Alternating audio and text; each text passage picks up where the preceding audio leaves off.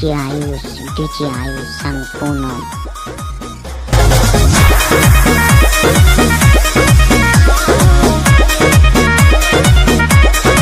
हमारा जवानी के कहानी बड़ी यार बा, कौना रंगदार के हो छुए के जुगार बा। अच्छा सुना, अरे हमारा जवानी के कहानी बड़ी यार बा, कौना रंगदार के हो छुए के जुगार बा।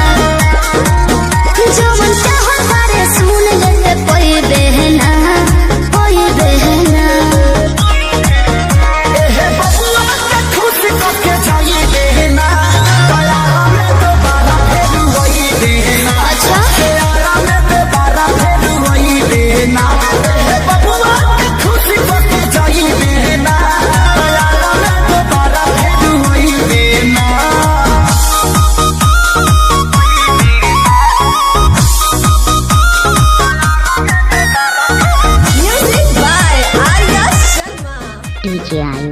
DJ Ayush sang Poonam.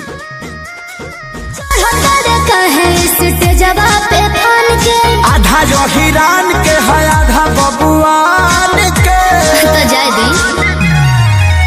अरे उससे जन बोला कौन बात के निशाबा, तोहरा में ये जान सब जात के हिस्सा बा।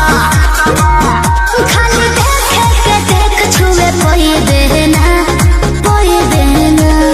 बुझले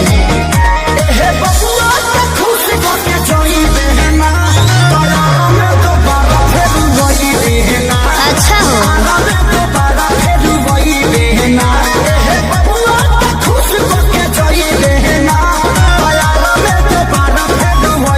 अरे टेंशन मत ले,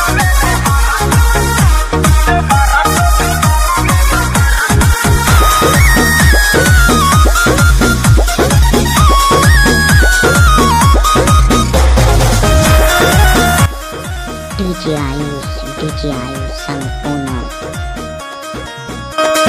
संजय पिसई दे जवानी के लाहौर में, तोहरा खातिर मार होला बलिया बकसर में। तो एहू जा कंफ्यूजन लगता। अच्छा अरे खुद खुद के सुनो